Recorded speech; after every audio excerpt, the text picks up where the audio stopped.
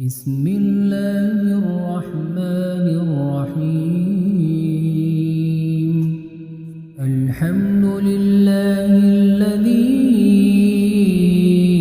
أنزل على عبده الكتاب ولم يجعل له عوجا قيما لينذر بأسا شديدا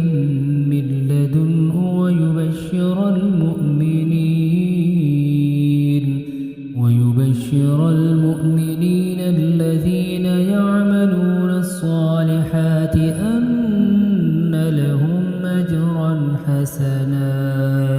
ماكثين فيه أبدا وينذر الذين قالوا اتخذ الله ولدا ما لهم به من علم ولا لآبائهم كبرت كلمة تخرج من أفواههم إن يقولون إلا كذبا فلعلك باخع نفسك على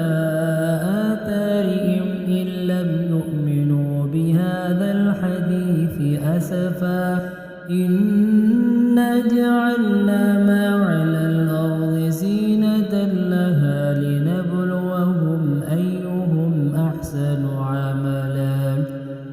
وإنا لجاعلون ما عليها صعيدا جرزا أم حسبت أن أصحاب الكهف والرقيم كانوا من آياتنا عجبا إذ أوى الفتية إلى الكهف فقالوا ربنا آتنا من لدنك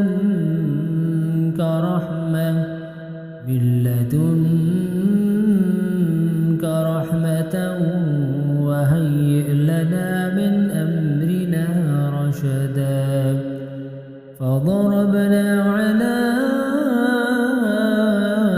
آذانهم في الكهف سنين عددا ثم